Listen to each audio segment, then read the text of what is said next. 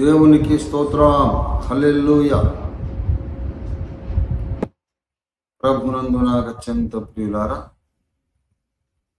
మరొక రాత్రి కూడా నేను మీతో పాటు కలిసి దేవుని వాక్యాన్ని ధ్యానం చేసి ప్రార్థన కొరకు, దేవుని సన్నిధిలో దేవుని కార్య సఫలత కొరకు, దేవుని సంఘ క్షేమము కొరకు, క్షేమాభివృద్ధి కొరకు మీతో పాటు కలిసి సర్వశక్తి గల దేవుని ప్రార్థన చేయడానికి ఆ దేవదేవుడు అల్పుడనైన నాకు అనుగ్రహించిన ఈ మహదవకాశాన్ని బట్టి ఆ దేవునికి స్తుతి స్తోత్ర ధూపం చెల్లిస్తున్నాను. చూశాను, దాదాపు ఒక 50 సిస్టమ్స్ కనెక్టెడ్గా ఉన్నాయి. ఇంకా వస్తూ ఉండొచ్చు. ఒకవేళ అందరికీ ఆహ్వానం, అందరికీ దైవాశీస్సులు పలుకుతున్నాను. రండి ప్రియులారా, చిన్న ప్రార్థన చేసుకొని నేటి అర్ధరాత్రి ప్రార్థన మహాపోరాటాన్ని మనం ఆరంభించు.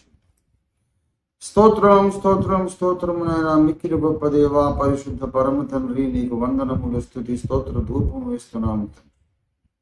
పరిశుద్ధాత్మ తండ్రి, నీకు వందనాలు. యుక్తముగా ఎలాగో ప్రార్థన చేయాలో మాకు తెలియదు కనుక ఆత్మ తానే మన బలహీనత చూచి మనకు సహాయం చేయుచున్నాడు. పరిశుద్ధాత్మ దేవుడు ప్రార్థనలో మాకు సహాయకుడని రోమా పత్రికలో మీ దీనదాసుడైన అపొస్తలుడైన పౌలు ద్వారా మీరు లిఖింపజేసినందుకు నీకు స్తోత్రం చెల్లిస్తున్నాం. పరిశుద్ధ తండ్రి, మీరు దిగిరండి. ఈరోజు కూడా మాకు ఎలా ప్రార్థన చేయాలో, ఏం ప్రార్థన చేయాలో మాకు తెలియదు, కానీ మీరు మా బలహీనత చూడండి, మా ఆశ చూడండి, మా ఆశయం చూడండి. మా తండ్రి, మా కన్న తండ్రి, మీరు మాకు సహాయం చేయండి. పరిశుద్ధ తండ్రి, మేము ఏం చేస్తున్నాము మరి మాకే అంత నమ్మకంగా మేము తగిన రీతిగా ప్రార్థన చేస్తున్నామని ధీమా మాకు కలగటం లేదు నాయన. ఇంకా బాగా ప్రార్థన చేయాలని ఆశ ఉంది. మా ప్రార్థన మాకే సంతృప్తి కలిగించినప్పుడు నీ దృష్టికి ఎలా యోగ్యమవుతుంది తండ్రి? ఇట్టి పరిస్థితుల్లో పరిశుద్ధాత్మదేవా, మీరు జోక్యం చేసుకోండి. ఉచ్చరింపశక్యము గాని మూలుగులతో మీరే చేస్తున్న ప్రార్థన ప్రభువా తండ్రి అయిన దేవుని సముఖంలో మీరు సమర్పించి మా హృదయవాంఛలను నెరవేరున్నట్లు తధాస్తు పలికించమని ప్రార్థిస్తున్నాం. గొప్ప కార్యము చేయండి, దీవించి మీరే మహిమా ఘనత యేసు అతి పరిశుద్ధ నామంలో స్తుతించి ప్రార్థిస్తున్నాము తండ్రి. ఆమేన్. స్తోత్రం. హల్లెలూయా.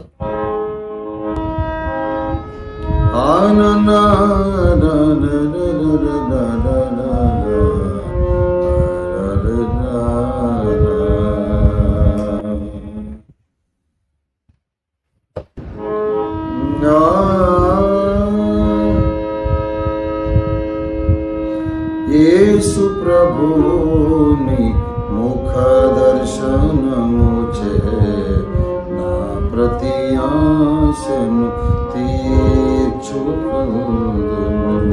నా ప్రతి ఆశను తీర్చుకొందును. యేసు ప్రభుని ముఖ దర్శనము చే నా ప్రతి ఆశను తీర్చుకొందును, నా ప్రతి ఆశను తీర్చుకొందును. నీవే నాకు జీవాహారము, నీవే నాకు జీవాహారము. నిన్ను సమీపించు వారే మాత్రము, నిన్ను సమీపించు వారే మాత్రము ఆకలి గొనరిలా ఆదర్శుడవు, ఆకలి గొనరిలా యేసు ప్రభుని ముఖ దర్శనము చే నా ప్రతి ఆశను తీర్చుకొనుదును, నా ప్రతి ఆశను తీర్చుకొనుదును.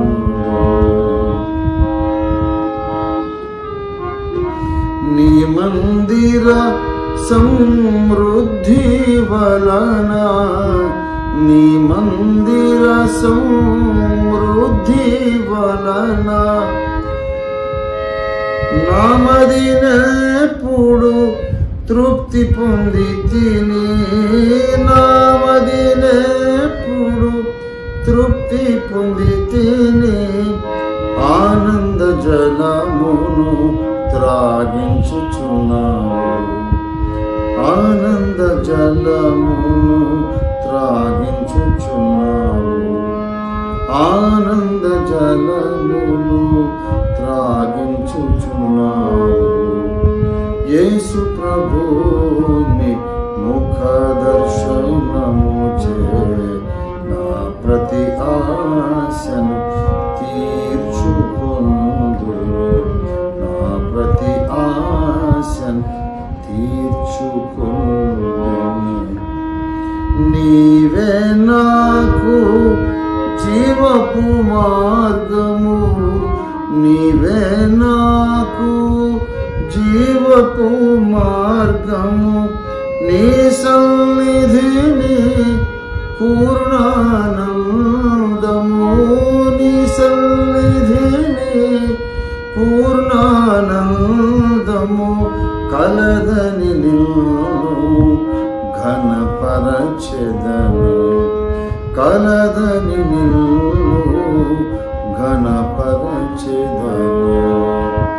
యేసు ప్రభుని ముఖ దర్శనము చే నా ప్రతి ఆశను తీర్చుకొనుదును, నా ప్రతి ఆశను తీర్చుకొనుదును.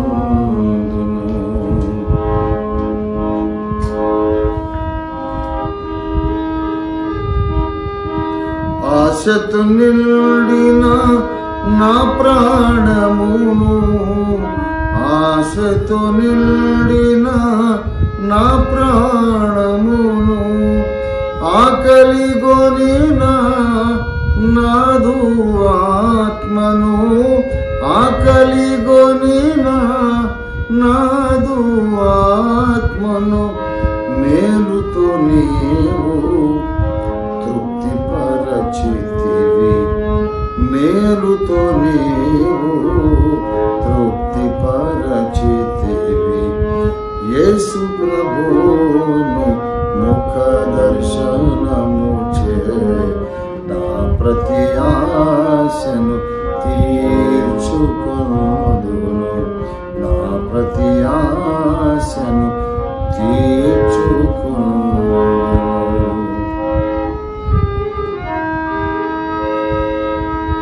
నీ సంతోషము నాకొసగితివి, నీ సంతోషము నాకొసగితివి, నా సంతోషము పరిపూర్ణముగా, నా సంతోషము పరిపూర్ణముగా కావలయునని కోరిన ప్రభువా, కావలయునని కోరిన ప్రభువా.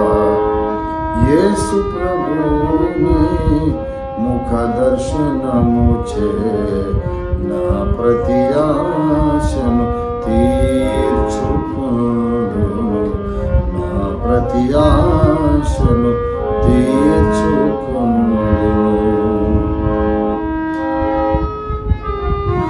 నా జీవిత కాలమంతయును, నా జీవిత కాలమంతయును నీ ఆలయములో నివసించుచు, నీ ఆలయములో నివసించుచు హల్లెలూయ పాటను పాడెద ప్రభువా, హల్లెలూయ పాటను పాడెద ప్రభువా. యేసు ప్రభుని ముఖ దర్శనము చే నా ప్రతి ఆశను తీర్చుకొందును, నా ప్రతి ఆశను తీర్చుకొందును. ఆమేన్. హల్లెలూయా. దేవునికి స్తోత్రం కలుగును గాక. దేవునికే మహిమ.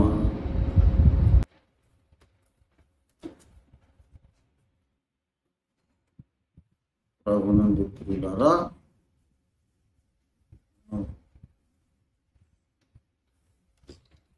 క్లుప్తమైన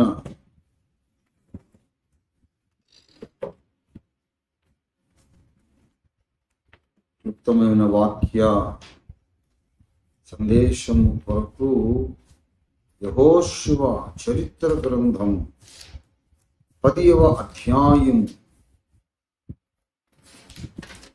10వ అధ్యాయంలోనికి తొంగి చూద్దాం.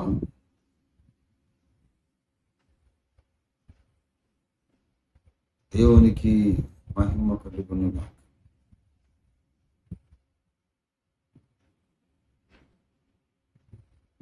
పదవ అధ్యాయం 12వ వచనం. 10వ అధ్యాయం 12వ వచనం. దయచేసి అందరూ చిత్తగించారు. బైబిల్స్ మీ దగ్గర ఉంటే తీసి చూడండి, లేకపోతే శ్రద్ధగా సరిపోతుంది. యెహోవా ఇశ్రాయేలీయుల ఎదుట అమోరీయులను అప్పగించిన దినమున ఇశ్రాయేలీయులు వినుచుండగా యెహోషువ యెహోవాకు ప్రార్థన చేసెను. చిన్న మాట ప్రార్థించుకున్నాం. ప్రేమ గ్రహ్మ తండ్రి, నాతో మాట్లాడండి అయ్యా, మాకేమీ తెలియదు, అనే సంగతి ఒకటే మాకు బాగా తెలుసు. మాకేం తెలియకపోయినా ధైర్యంగా బ్రతికేస్తున్నాం. ఎందుకంటే సర్వం ఎరిగిన నిన్ను మేము తెలుసుకున్నాం, మిమ్మల్ని సిలువలో కలుసుకున్నాం.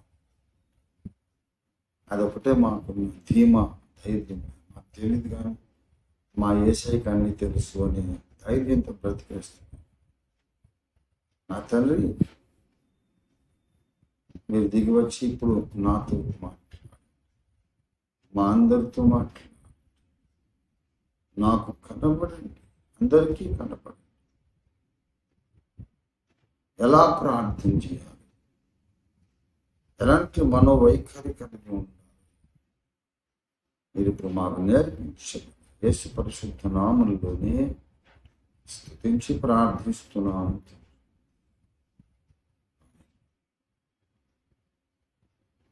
ప్రభునందు నాకు అత్యంత ప్రియులారా, చదివినటువంటి లేఖన భాగములో ఒక విశేషమైన మాట రాయబడి ఉన్నది. ఎక్కువసేపు నేను మాట్లాడను, కొంచెం సేపు మాట్లాడతాను. ఎక్కువ టైం మనం ప్రార్థనకు కేటాయిద్దాం. ప్రాథమికంగా మనం ప్రార్థన కొరకు కూడుకున్నాం, కానీ వాక్య పరిశోధన కొరకు లోతైన మర్మాలు తెలుసుకొని వాక్య పరిశోధన చేసి మరి వాక్య ధ్యానములో చాలాసేపు గడపడానికని మనం అర్ధరాత్రి ప్రార్థన కూటాన్ని ఏర్పాటు చేసుకోలేదు. నిద్ర కాచి మనందరం కూడా అలసిపోయి ఉన్నాం. నిద్రపోవాల్సిన సమయం. ఇదొక రకమైన ఉపవాసం, ఆకలేసిన అన్నం తినం. మేము ప్రార్థన చేసే ఈ అంశం చాలా ముఖ్యం. అన్నం కన్నా ముఖ్యం, ఆకలి కన్నా ముఖ్యం అని ఎలాగ ఉపవసిస్తామో నిద్ర వస్తుంది, కానీ మేము నిద్రపోం. మేము ప్రార్థన చేసే అంశాలు మాకు ఆ నిద్ర కన్నా ముఖ్యమని ఇంకొక రకం ఉపవాసంతో మనం వచ్చాం. కాబట్టి ఎక్కువ ప్రార్థన చేద్దాం. చిన్న మాట మీకు తలంపు పంచుకొని నేను ముగించి వస్తాను. యెహోషువ గ్రంథము 10:12లో ఒక విశేషమైన మాట రాయబడింది.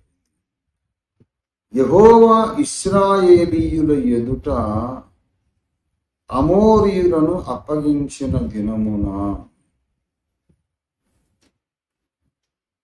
ఒక దినం ఉన్నదట. అమోరీయులను దేవుడు అప్పగించేశాడట. శత్రువులు, ఇశ్రాయేలీయుల శత్రువు. మరి యెహోషువ 10:8 చెప్పబడుతుంది, అప్పుడు యెహోవా వారికి భయపడకము, నీ చేతికి వారిని అప్పగించుచున్నాను అని దేవుడు సెలవిచ్చాడు. మరి 10వ అప్పుడు యెహోవా ఇశ్రాయేలుని ఎదుట వారిని కలవరపరచగా యెహోషువ గిబియోను ఎదుట మహాఘోరముగా వారిని హతము చేశాడు.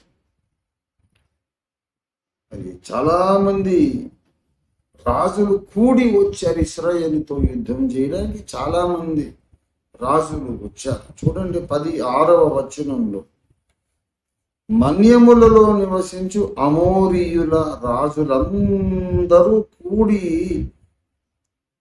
మా మీదికి దండెత్తి వచ్చి ఉన్నారు అని గిబియోనీయులు యెహోషువకు మొరపెట్టుకున్నారు. ఎందుకు? ఈ గిబియోనీయులు అంతకుముందు 9వ అధ్యాయంలో మారువేషంలో వచ్చిన ప్రతినిధుల ద్వారా కొంచెం మోసపూరితంగానే ఒక సంధి నిబంధన ఒప్పందం చేసుకున్నారు. ఆ ప్రాంతాల్లోనే ఉన్నారు. మేము చాలా దూరదేశం నుంచి వచ్చామని చిరిగిపోయిన బట్టలు, ఎండిపోయిన రొట్టెలు పట్టుకొచ్చి మా జనాంగాన్ని మీరు హతం చేయకండి అని వాళ్ళు అబద్ధమాడి ప్రాణభిక్ష పెట్టమని అడిగారు. సరే వీళ్ళు ఎక్కడోళ్ళు కదా, సరేలే మనం వాళ్ళతో మన నిమిత్తం ఏంటని కొన్నిసార్లు వాగ్దానం చేశారు. యెహోవా నామములు ప్రమాణం చేశారు. తర్వాత తెలిసింది వీళ్ళు ఎక్కడోళ్ళు కదా, పక్కూరోళ్ళు. ఎందుకు ఇలా చేశారు మీరు? అబద్ధమాడనేమిటి? అబద్ధమాడి మా చేత యెహోవా నామంలో ప్రమాణం చేయించారు అని ఇశ్రాయేలీయులు అడిగారు. అయ్యా, మీరు పెద్ద పెద్ద రాజులందరినీ హతము చేస్తూ వస్తున్నారు. మీ దేవుడు మీ పక్షంగా ఉన్నాడని మాకు అర్థమైంది. మాకు చాలా భయం వేస్తుంది. అందుకని మా ప్రాణాలు రక్షించుకోవడానికి మీకు భయపడి, మీ దేవునికి భయపడి ఇలా చేశాం. మమ్మల్ని బ్రతకనివ్వండి దయచేసి అన్నారు. గిబియోనీయులు, అసలు గిబియోనీయులు అంటే అది చాలా గొప్ప పట్టణం అట. గిబియోనీయులు అనేది గొప్ప జాతి. 10:2 ఏలయనగా గిబియోను గొప్ప పట్టణమై రాజధానులలో ఎంచబడినది. చూస్తున్నారా? 10:2 ఏలయనగా గిబియోను గొప్ప పట్టణమై రాజధానులలో ఎంచబడినది. అది హాయి కంటే గొప్పది. అక్కడి జనులందరూ శూరులు. గిబియోన్లో ఉన్న ప్రతి ఒక్కడు కూడా వారియర్, ప్రతి ఒక్కడు కూడా యుద్ధశూరుడు. అంతమంది యుద్ధశూరులు వచ్చి, వేల మంది వచ్చి యెహోషువతో సంధి చేసుకున్నారు అని యెరూషలేమును పరిపాలిస్తున్నటువంటి అదోనీసెదెకు విన్నాడు. అప్పుడు అతడును అతని జనులందరూ మిగుల భయపడినారు. ఇంత పెద్ద రాజ్యము, ఇంత బలమైన సైన్యము కలిగిన గిబియోను అబద్ధమాడి వాళ్ళు శరణు చూసినారు. ఇశ్రాయేలీయులు శరణు చూశారు. అయ్యా, మమ్మల్ని బతకనేయండి, మా ప్రాణాలు తీయకండి అని బలమైన రాజధానిలో ఒకటిగా ఎంచబడిన బలమైన పట్టణం గిబియోను. వాళ్ళే వెళ్ళి ఇశ్రాయేలుతో సంధి చేసుకున్నారు. అది మన సంగతి ఏమిటి అని ఈ అదోనీసెదెక్ అనేవాడు ఆలోచించి వాడు అందరిని సమకూర్చుకున్నాడు అన్నమాట. 2వ చివరన, మీరు నా యుద్ధకు వచ్చి నాకు సహాయము చేసిన ఎడల మనము వారి పట్టణమును నాశనము చేయదమని హెబ్రోను రాజైన హోహామునొద్దకు, యర్మూతు రాజైన పిరామునొద్దకు, లాకీషు రాజైన యాఫియ యొద్దకు, ఎగ్లోను రాజైన దెబీరునొద్దకు, అమోరీయుల 5 రాజులు వీళ్ళందరూ వచ్చి ఆ మన్యములో నివసించి అమోరీయుల రాజులందరూ వచ్చి గిబియోను మీదకి వచ్చేసారు. అప్పుడు గిబియోనీయులు యెహోషువకు సమాచారం పంపించారు, వర్తమానం పంపించారు. అయ్యా, ఇశ్రాయేలీయుల నాయకుడు మీతో మేము నిబంధన చేసుకున్నాం, మీరు మాకు ప్రమాణం చేశారు మమ్మల్ని కాపాడుతామని. అమోరీయుల రాజులందరూ మా మీదకి వచ్చి దండెత్తి ఉన్నారు కనుక వచ్చి మాకు సహాయము చేసి మమ్ము రక్షించుము అని మొరపెట్టుకున్నారు యెహోషువ ఎదుట. మరి నిబంధన ఉంది కదా కనుక యెహోషువ మాట నిలుపుకోవాలి. యెహోషువయు అతని వద్ద ఉన్న యోధులందరూ, పరాక్రమము గల శూరులందరూ గిల్గాలు నుండి బయలుదేరి. అప్పుడు యెహోవా దేవుడు చెబుతున్నాడు, వారికి భయపడకు యెహోషువ, ఎంతమంది రాజులైనా రాని నేను వాళ్ళని అప్పగించేస్తాను. దేవుడు వాగ్దానం చేసి వారిలో ఎవడును ఒక్కడును నీ ఎదుట నిలబడు అని యెహోషువ చెప్పాడు. యెహోషువ గిల్గాలు నుండి ఆ రాత్రి అంతయు నడిచి వారి మీద హఠాత్తుగా పడెను. అప్పుడు కలవరం కలిగిందట వాళ్ళలో. యెహోవా దేవుడే వాళ్ళలో కలవరం కలిగించాడు. యెహోషువ గిబియోను ఎదుట మహాఘోరముగా వారిని హతము చేశాడట. బెత్హోరోనుకు పైకి పోవు మార్గమున అజేకా వరకును మక్కేదా వరకును యోధులు వారిని తరిమి హతము చేయించు వచ్చి. అయితే అక్కడొక పరిస్థితి ఎలా వచ్చేసిందంటే, సూర్యాస్తమయం వచ్చే పరిస్థితి వచ్చేసింది. సూర్యుడు అస్తమించి చంద్రుడు ఉదయించి రాత్రి వేళ మరి యుద్ధం ఎలా చేస్తాం? శత్రువును సరిగా నరకాలంటే పట్టపగలు ఉండాలి. రాత్రిపూట ఒకటరకు నింపుకొని చంపొచ్చు. అందుచేత మనకు డే టైం ఎక్స్టెండ్ కావాలి. అందుకొరకు ప్రార్థన చేశాం. ఏమని ప్రార్థన చేసిన తరువాత యెహోషువ ఈ శాసనం పలికాడు, కమాండ్ ఇష్యూ చేశాడు. ప్రార్థన చేశాడు, దేవా నాకు ఈ పట్టపగలు ఇలాగే కొనసాగేటట్టు సహాయం చేయి, ఒక అద్భుతం చేయి. సూర్యాస్తమయం జరగకూడదు, చంద్రోదయం కూడా జరగకూడదు. Extend the day till I finish this war, this battle successfully అని ప్రార్థన చేసిన తరువాత ఒక ఆజ్ఞ జారీ చేశాడు. సూర్యుడా, సూర్యునితో మాట్లాడుతున్నాడు. ముందు యెహోవా దేవునితో మాట్లాడాడు. యెహోవా దేవునితో మాట్లాడిన తర్వాత సూర్యునితో మాట్లాడుతున్నాడు, చంద్రునితో మాట్లాడుతున్నాడు. సూర్యుడా నీవు గిబియోనులో నిలువుము, చంద్రుడా నీవు అయ్యాలోను లోయలో నిలువు. జనులు అంటే దేవుని ప్రజలు తమ శత్రువుల మీద పగ తీర్చుకున్న వరకు సూర్యుడు నిలిచెను, చంద్రుడు ఆగినట. ప్రభునందు ప్రియులారా, ఎంత అద్భుతమైన విషయము చూడండి. అయితే ఇక్కడ నా అంశం ఏంటంటే, సూర్యుడు నిలవడం, చంద్రుడు ఆగడం అది కాదు నా అంశం. దాని మీద మనం చాలా ప్రసంగాలు విన్నాం.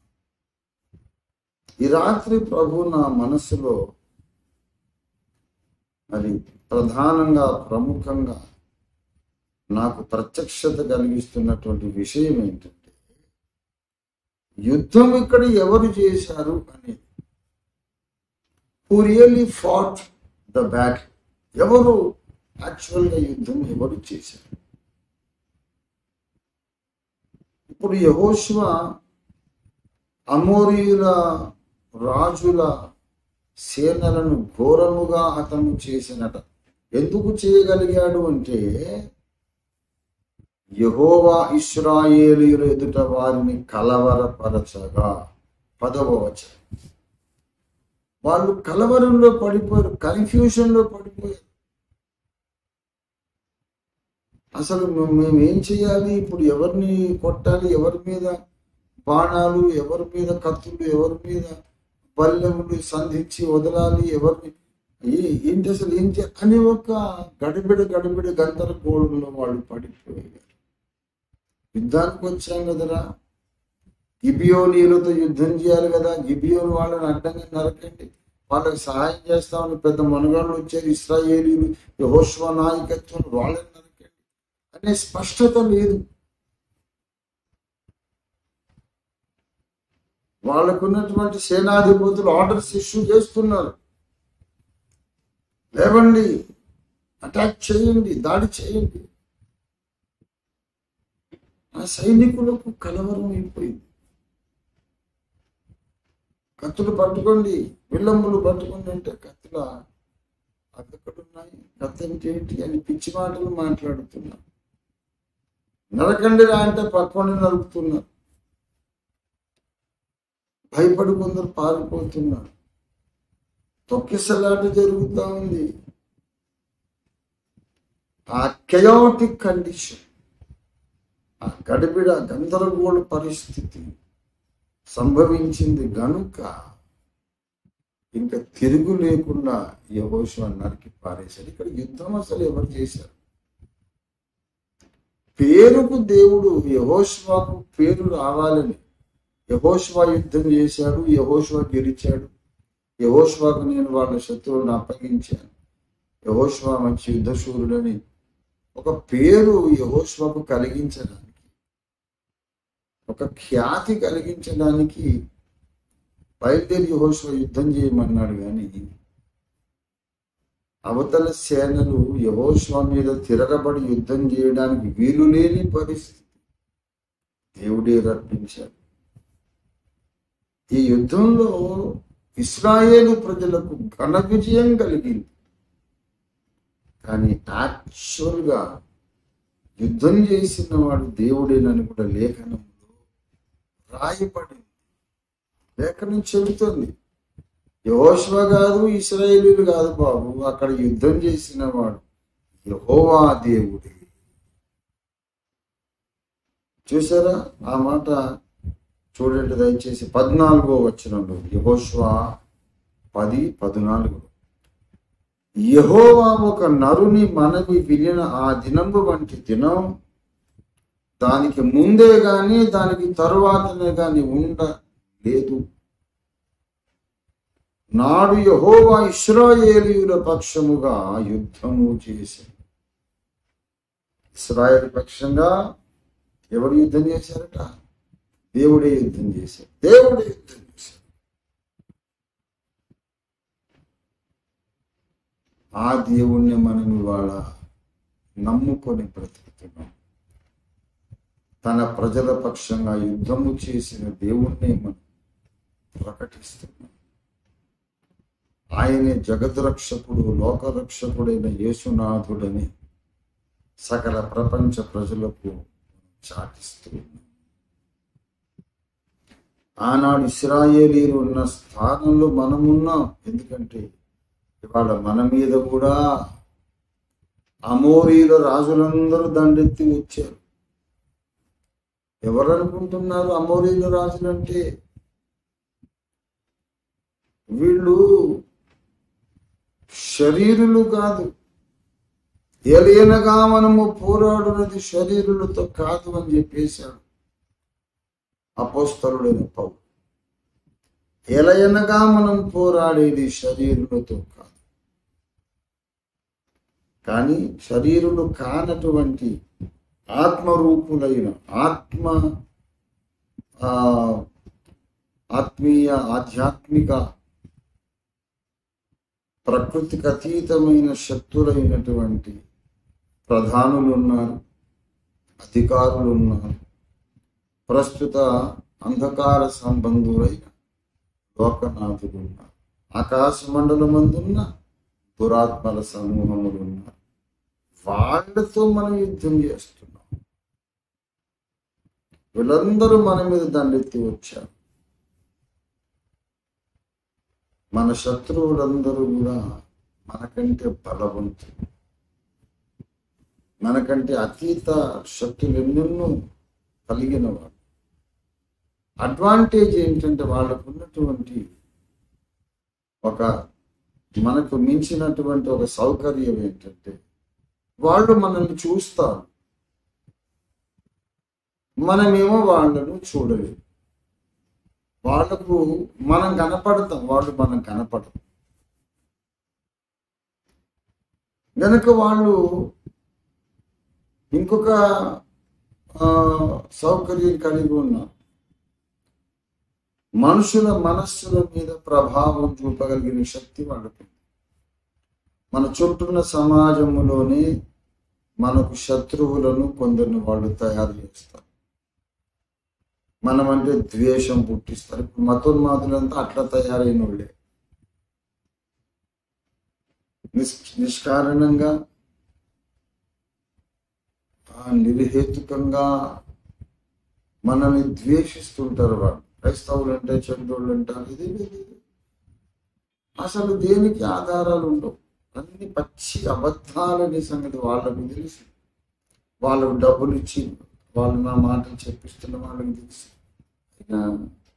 అసలు మానవత్వం లేకుండా మాట్లాడతారు. మదర్ తెరేసాట కొన్ని వేల మంది ఆడోళ్లను, స్త్రీలను విదేశాలకు అమ్మేసింది. ఏది ఒక్కటన్నా కేసు చెప్పండి నిరూపణ. చిన్న చిన్న పిల్లలను విదేశాలకు అమ్మేసిందట. ఏం చేసుకుంటారో కోసుకుని తింటారా? ఎవరు ఒక చైల్డ్ని అట్లా పంపినట్టు రుజువు ఆధారం చూపండి. లేదేమీ లేదు. ఆమె సేవలకు మెచ్చి భారత ప్రభుత్వం ఆమెకు భారతరత్న అని బిరుదిచ్చింది. వీడికి ఇస్తుందా భారతరత్న? తెచ్చుకోగలడా వీడు? భారతరత్న ఊరికైనా వస్తుందా? మనకి ఎన్ని ఎంక్వైరీలు ఉంటాయి. నేర చరిత్ర ఉందా, ఎక్కడైనా పోలీస్ కంప్లైంట్ ఉందా, అన్ని చూసిస్తారు. ఊరికైనా ఎవరు? మదర్ తెరాసా గురించి ఈ ప్రచారం అంటే మనుషులు కాదు, అసలు ద్వేషముతో నిండి ఉన్నారు క్రైస్తవులు. ఇలాగ వీళ్ళని తయారు చేసింది ఎవరంటే ఆకాశ మండలం అందున్న దురాత్మల. మన మీద సమాజంలో బాగా ద్వేషము నింపారు. ఇప్పుడు మనుషులు మన మీద దాడి చేస్తున్నారు. మన క్రైస్తవ సంఘ నాయకులను చంపుతున్నారు, చర్చిలను కూరగొడుతున్నారు. ఇదంతా మనుషులు చేస్తున్నారు అనుకుంటున్నాం మనం. రెండవ ఆకాశములో ఉన్న దురాత్మల సమూహం వీళ్ళ చేత ఈ పనులు చేయిస్తుంది. ఇప్పుడు మనం ఎలా యుద్ధం చేయాలి? ఇప్పుడు వీళ్ళు కొడితే లాభం లేదు. వీళ్ళ వెనుక ఒకడు ఉన్నాడు, అదృశ్యమైన శత్రువు. వాడు మనకు కనపడదు. మనం కొట్టే దెబ్బ వాడికి తగదు. మరి ఇప్పుడు ఏం చేయాలి? మన శత్రువు మనకు మించిన బలవంతుడైనప్పుడు, చురుకైన వాడైనప్పుడు రెండో మార్గం లేదు. దేవుడు మన పక్షంగా యుద్ధానికి దిగిరా. God has to fight the battle on our behalf. He must come down to fight the battle for us. రావాలి. ఎందుకు రావయ్య? యెహోషువ కాలములో ఇశ్రాయేలు పక్షంగా యుద్ధము చేసిన నీవు ఇప్పుడెందుకు దిగిరావు? మేము నీ ప్రజలము కదా. ఆ దేవుడేవే మా దేవుడిపై కల్వరి కొండ మీద మధ్య శిలువలో మా కోసం వేలాడి మరణించి లేచావు కదా, ఆ దేవుడివే కదా. నజరేయుడైన యేసుగా భూమి మీదకి వచ్చావు. నీ కోసం మేము ఇప్పుడు పోరాడుతున్నాం. మా శక్తికి మించిన శత్రువులు మా చుట్టూ మూగి ఉన్నారు. నువ్వు దిగి వచ్చి యుద్ధం చేయమని మనం ఈ రాత్రి ప్రార్థన చేయాలి. మనం ఆయన రావాలి, యుద్ధం చేయాలి. లేకపోతే దేవుడే ఎలా యుద్ధం చేశాడంటే కలవరం పుట్టించడం ఒకటి, ఇంకొక ఆయుధం వాడాడు దేవుడు. 11వ వచనంలో యెహోవా ఆకాశము నుండి గొప్ప వడగండ్లను వారి మీద పడవేసిన గనుక వారు దాని చేత చనిపోయిరి అట. వారు దాని చేత చనిపోయిరి. ఒక గొప్ప మాట చెబుతున్నాడు ఇక్కడ పరిశుద్ధాత్మ దేవుడు. ఇశ్రాయేలీయులు కత్తివాత చంపిన వారి కంటే ఈ వడగండ్ల చేత చచ్చిన వారు ఎక్కువ మంది. ఎంత అద్భుతమో చూడండి. వడగండ్లు వచ్చి గురి చూసి వదిలినట్టు పెద్ద పెద్ద వడగండ్లు ఒక్కొక్క నెత్తి మీద పడ్డాయి. నెత్తి మాడు పగిలి చచ్చారు. ఇప్పుడు వీళ్ళు కత్తి విసిరి వాళ్ళు ఖడ్గము చేత ఎన్ని వేల మందిని చంపారు. అంతకంటే ఎక్కువ మందిని ఈ వడగండ్లే చంపినాయి. వడగండ్ల చేతనే చచ్చిపోయారు. అంటే యుద్ధం ఎవరు చేశారు ఇక్కడ? యెహోషువ కాదు, అది పేరుకు మాత్రమే. యెహోషువ కానీ ఇశ్రాయేలీయులు కానీ పేరుకు మాత్రం యుద్ధం చేశారు, కానీ అసలు యుద్ధం దేవుడే చేశారు. ఇవాళ మనం కూడా ఒక మహాపోరాటాన్ని చేపట్టాం. మనుషుల మీద కాదు సుమా, ఏ మనిషి మనకు శత్రువు కాదు. ఏ మనిషిని మనం కొట్టినా తిట్టినా చంపినా ఏం ప్రయోజనం లేదు, మనం చెయ్యం. అందుకే కత్తిని ఒరలో పెట్టు, కత్తి తీయొద్దన్నాడు యేసయ్య. ఎందుకంటే ఆయన తెలుసు అసలైన సీన్ ఇలా ఉందని. ఆకాశ మండలం అందున్న దురాత్మల సమూహము ఒక మనిషిని మనకు విరోధంగా చేసి పంపించారు. ముందు మనం వాడిని చంపితే ఏమవుతుందంటే మన మీద క్రైమ్, ఒక క్రిమినల్ రికార్డ్, నేర చరిత్ర అనేది స్టార్ట్ అయిపోతుంది. ఇప్పటిదాకా మన మీద నేర చరిత్ర లేదు. ఆవేశంలో ఒకరిని మనం కొట్టి చంపితే నేర చరిత్ర స్టార్ట్ అవుతుంది. పైపెచ్చు దేవుని ముందు అవిధేయులుగా మనం నిలబడతాం. అభిషేకం వెళ్ళిపోతుంది. 3వ పాయింట్ ఏంటంటే అసలు ఒకడు చచ్చిపోయిన ఆ ఆకాశ మండలం అందున్న దురాత్మల సమూహాలు ఇంకొకరిని తయారు చేస్తారు. ఒకడు చచ్చిపోతే ఇంకోడిని తయారు చేస్తారు. వాడు చచ్చిపోతే 3వ వాడిని తయారు చేస్తారు. ఈ పరంపర ఎప్పుడు ఆగిపోతుంది? అందుకే యేసయ్య అన్నాడు పేతురుతో, నీ కత్తి వరలో పెట్టు బాబు. కత్తి పట్టుకునే వాళ్ళందరూ కత్తితోనే నశిస్తారు. అందుకే క్రైస్తవుడు ఎప్పుడు ఆయుధం చేయబడ్డాడు. క్రైస్తవుడికి బాగా స్పష్టమైన గ్రహింపు ఉన్నది, క్లారిటీ. నా కంటికి కనిపించే శక్తులు కొంతమంది, వ్యక్తులు కొంతమంది నాతో పోరాటం చేస్తున్నా వీళ్ళు అసలైన శత్రువులు కాదు. కనిపించని వాళ్ళు, నేను చూడడానికి అవకాశం లేకుండా నిజంగానే ఉన్నవాళ్ళు, 2వ ఆకాశములు, వాళ్ళు నాతో పోరాడుతారు. వీళ్ళు కొట్టిన వల్ల ప్రయోజనం ఏంటి? అంచేత మనం భౌతికమైన దాడులకు ఎప్పటికీ దిగకూడదు.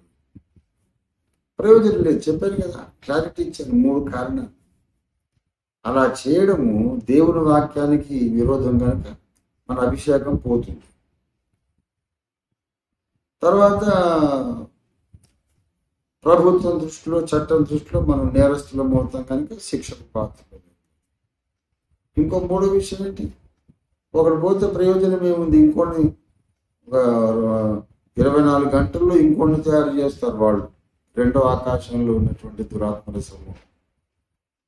కనుక బుద్ధిహీనత కదా, మనమే దాడి చేద్దాం, మనమే ఏదో చేద్దాం, కొడదాం చేయలేదు. That is foolishness. అందుచేత యుద్ధము దేవునికి అప్పగించాలి. పర్ఫెక్ట్గా యుద్ధం చేస్తాడు ఆయన. ఆయన ఎవరిని కొట్టాలో, ఎలా కొట్టాలో అలా ఎవడి బ్రతుక్కి ఒక ఫుల్ స్టాప్ పెట్టాలో ఆయన పెడతాడు. నేరం లేదు, నేర చరిత్ర లేదు. పుట్టించిన వాడు గనుక గిట్టించడానికి ఒకవేళ చంపకపోయినా వాడికి మారు మనసు ఇస్తాడేమో, రక్షణలోకి నడిపిస్తాడేమో. తార్సు వాడైన సౌలులాగా అపొస్తలుడైన పౌలుగా మారిపోయినట్టుగా చేస్తాడేమో. అది కాకపోతే వాడు కాలు చేయి పడిపోయి మంచాన పడి సాక్ష్యంగా ఉంటాడేమో. క్రైస్తవుల దేవుడైన యేసుని నేను దూషించినందుకు నాకు గతి పెట్టిందని బ్రతికంతా చెప్పుకుంటూ చచ్చిపోతాడు. దేవునికి ఎన్నో ఆయుధాలు ఉన్నాయి. కనుక మన మీద ఈనాడు దాడులు పెరిగిపోతున్నటువంటి దుర్దినాలలో మనం దేవుణ్ణి అడుగుదాం, ప్రభా మా పక్షంగా యుద్ధం చేయడానికి దిగిరాను. మేమైతే సువార్త చెప్తాం, వాక్య సారాంశాన్ని ప్రకటిస్తాం. మాకు మనుషులు విరోధులుగా తయారవుతున్నారు, కానీ వాళ్ళకు వెనుకున్న అసలైన విరోధులు వేరే వాళ్ళు. వాళ్ళను మేము చేత్తో కొట్టలేము. అయితే నీ చేత్తో కొడతాం తండ్రి. మా చేయితో కొట్టలేము, నీ చేత్తో కొడతాం. మేము మా మాటల చేత వాళ్ళని ఏం చేయలేము, కానీ బైబిల్లో రాయబడ్డ నీ మాట చేత వాళ్ళని కొడతాం. మీరే మాతో కలిసి వచ్చి యుద్ధం చేయండి. ప్రభువా, యెహోషువ కాలములో జరిగినట్టు యెహోవా తన ప్రజల పక్షముగా, ఇశ్రాయేలు పక్షముగా యుద్ధము చేసిన దినం అని ఎలాగైతే ఇక్కడ రాయబడి మా దేశ చరిత్రలో, ఆధునిక క్రైస్తవ సంఘ చరిత్రలో కూడా ఒక ఘట్టాన్ని వ్రాయించు తండ్రి. ఓఫిర్ మినిస్ట్రీస్ వారు దేవుని సంకల్పమును అనుసరించిన సేవ చేస్తూ పరమత దూషణ చేయకుండా, ఏ మతమును కానీ, ఏ డినామినేషన్ కానీ, వ్యక్తిని కానీ దూషించరాదు, ద్వేషించరాదన్న ఉదాత్తమైన ఆశయాన్ని, దేవదాసయ్య గారి ఆశయాన్ని శిరస్సున మోసి ముందుకు సాగుతుండగా వారికి ఎందరో శత్రువులు ఎదురైన. అయితే విచిత్రంగా వారి శత్రువులందరూ మటుమాయమైపోయి వాళ్ళ దేవుడు యుద్ధం చేశాడు అనే ఒక అధ్యాయం, సువర్ణ అధ్యాయం ఆధునిక క్రైస్తవ సంఘ చరిత్రలో లిఖించబడాలి. నీవు జోక్యం చేసుకోకపోతే ఆ అదృశ్యమైన శక్తుల్ని మేమేమి చేయలేము. ఈ దృశ్యమైన వాళ్ళని ఏమైనా మేము చేసినా లాభం లేదు, మళ్ళీ కొత్తోడు తయారవుతాం. ఇది మా శక్తికి మించిన యుద్ధం. యేసయ్య రక్షకుడని ప్రపంచంలో 800 కోట్ల మందికి, దాదాపు జనాభా అంత ఉంది ఇప్పుడు, ప్రపంచ జనాభా 800 కోట్ల మందికి లాజికల్గా నిరూపించి వాళ్ళ ముందు ప్రజెంట్ చేయాలి, వాళ్ళకి తెలియజెప్పాలి. మామూలు విషయం కాదు. యేసయ్య నా దేవుడని గ్రహించిన వాళ్ళందరూ పౌలు బోధలోకి రావాలి, అపొస్తలుల కార్యాల్లో ఉన్న ఆ అంతస్తులోకి మళ్ళీ రావాలి. మామూలు విషయం కాదు, మనం చేయగలిగిన యుద్ధం కాదు. అడుగడుగున మనకు వ్యతిరేకత ఎదురవుతాం. ఈ వ్యతిరేకతల్లో ఒకటి, ఆ రెండవ ఆకాశములో ఉన్నవాళ్ళు మన మీద ప్రయోగించే ఆయుధాలు. ఇంకొకటి, మొదటి ఆయుధం ఏంటంటే మానవ బాంబులలాగా చేసి పంపిస్తారు. మానవ బాంబులను చేసి పంపుతారు ఉగ్రవాదులు. వాళ్ళు కూడా తమను తాను పేల్చేసుకుంటూ నాయకులను పేల్చేస్తారు. రాజీవ్ గాంధీ గారిని చెప్పి అట్లాంటి తయారు చేస్తారు. అది మొదటి విషయం. ఇంకొక ఆయుధం ఉంది వాడి దగ్గర, మనకు డబ్బులు రాకుండా చేయటం. ఇంకొక ఆయుధం ఉంది, మనలో మనకు ఐక్యత లేకుండా చేయటం. ఇంకొక ఆయుధం ఉంది, మన ఆరోగ్యాలను పాడు చేయటం. ఇవన్నీ వాడి ఆయుధాలు. ఎలా పోరాడతాం చెప్పండి? ఏదంటూ ఈ మధ్య ఒంట్లో బాగుండట్లేదు, నీరసంగా ఉంటుంది అనుకుంటాం మనం. బాబు ఈ మధ్య బాగుండట్లేదు కాదు, దుష్టుడు నీ మీద దాడి చేస్తున్నాడు. ఈ మధ్య నాకు నా భార్యకి ఎందుకో గొడవలు వస్తున్నాయండి, ప్రార్థన చేయండి అంటారు కొంతమంది. అరే బాబు, దుష్టుడు నీ మీద దాడి చేస్తున్నాడు. రెండవ ఆకాశము నుండి దుష్టుని అగ్ని బాణాలు నీ కుటుంబం మీదకి వస్తుంది. నాకు రావలసిన డబ్బులు ఆగిపోతున్నాయండి, నా తోడి వ్యాపారస్తులు అందరూ చక్కగా పైకి వచ్చి వర్ధులతో ఉన్నారు, ఎందుకో నాకే వ్యాపారం ఎదగటం లేదు, ఎదుగు పొదుగు లేకుండా ఉంది. బాబు, నీ వ్యాపారం మీద రెండవ ఆకాశము నుండి దురాత్మలు దాడి చేస్తున్నారు. ఇది వార్ఫేర్, స్పిరిచువల్ వార్ఫేర్. మన ఆర్థిక ఇబ్బందులు, ఆరోగ్య సమస్యలు, ఇంట్లో అసమాధానం, ఇవి దుష్టుని బాణాలు. కనుక వాటన్నిటిని మనము దేవుని వాక్యాగ్ని చేత, యేసు రక్తపు శక్తి చేత, పరిశుద్ధాత్మ శక్తి చేత బంధించి వేద్దాం. వాటి మీద విరుచుకు పడతాం మనం. రెండవ ఆకాశంలో ఉన్నటువంటి ఆ దుష్టుడైనటువంటి దురాత్మల మూకల మీద యేసు నామంలో మనం ఇవ్వాలి పరిశుద్ధాత్మ అభిషేకం శక్తితో విరుచుకు పడదు, వాళ్ళని బంధించి వేద్దాం. అలాగే పనిలో పనిగా దేవుణ్ణి అడుగుదాం, దేవా నువ్వు దిగిరావే. యెహోషువ కాలంలో వచ్చినట్టు దిగిరా, మా పక్షంగా యుద్ధం చేయి. మనము పరాక్రమంతో, పట్టుదలతో, రోషంతో, పౌరుషాత్మతో మనము యుద్ధం చేస్తాం. దేవుణ్ణి కూడా పిలుచుకుంటాం. అసలు మనం కొట్టగలిగిన వాళ్ళకంటే ఎక్కువ మందిని ఆయన కొడతాం. వాస్తవానికి ఆ విజయం దేవునిది. అందుకే దావీదు యుద్ధము యెహోవాది, యుద్ధము యెహోవాది. యెహోషువ గెలిచాడు, కానీ యుద్ధం చేసిన వాడికి. అలాగే మన సేవ పోరాటంలో కూడా యుద్ధం ఆయన చేస్తాం, మనం గెలుస్తాం. ఇది దేవుని ప్రణాళిక, దేవుని పద్ధతి. మళ్ళీ యుద్ధం టేకప్ చేద్దాం, యుద్ధాన్ని ప్రారంభిద్దాం. ఇంగ్లీష్లోకి పుస్తకాలు తర్జుమా చేయాలి, దాన్ని కొంతకాలం ఆపాల్సి వచ్చింది. మరల దేవుడు దిగి వచ్చి విశ్వచరిత్ర పుస్తకాన్ని రాయించగలిగేటువంటి ప్రార్థన చేయాలి. విశ్వచరిత్ర రావాలి, మహిమ ప్రపంచం రావాలి, ఆది పుస్తకం రావాలి, ప్రమాణ వాక్యం రావాలి. ఇంకా చాలా మంది అడుగుతున్నారు, హైందవ క్రైస్తవం ఇంగ్లీష్లో కావాలి, రాయాలి. నాకు అంత శక్తి కావాలి, నాకు జ్ఞానం కావాలి, నాకు మానసిక శక్తి, శారీరక శక్తి, పరిశుద్ధాత్మ శక్తి కావాలి కదా.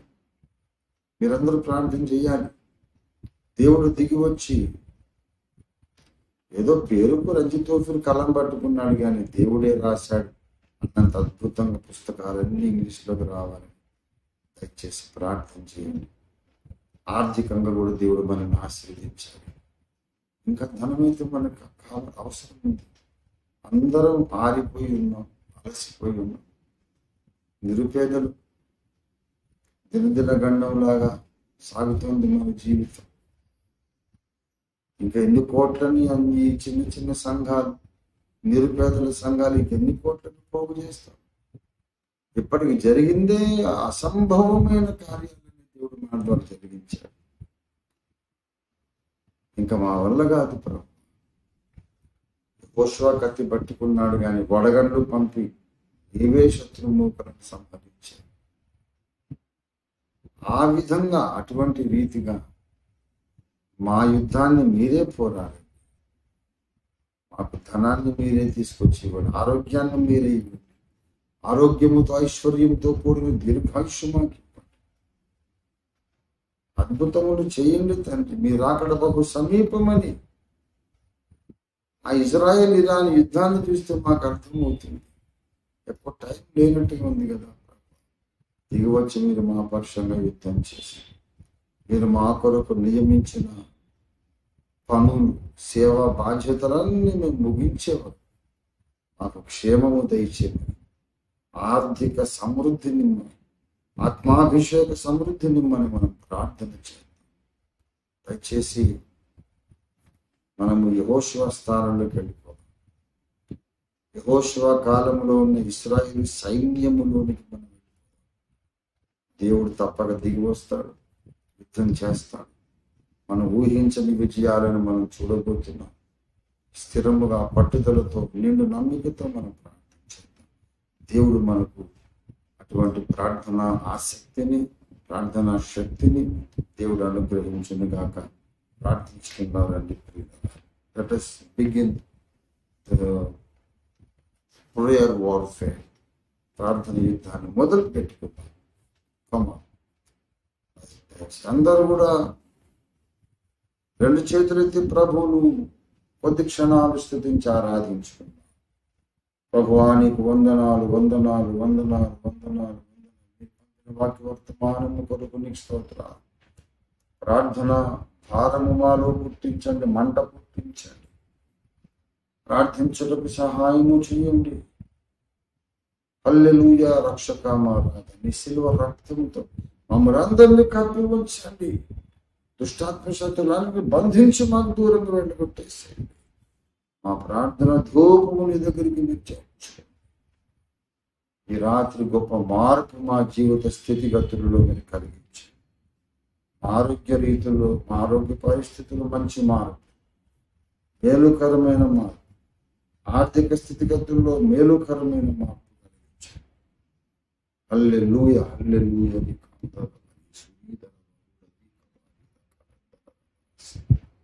దయచేసి ప్రార్థన ప్రారంభించండి ప్రియులారా.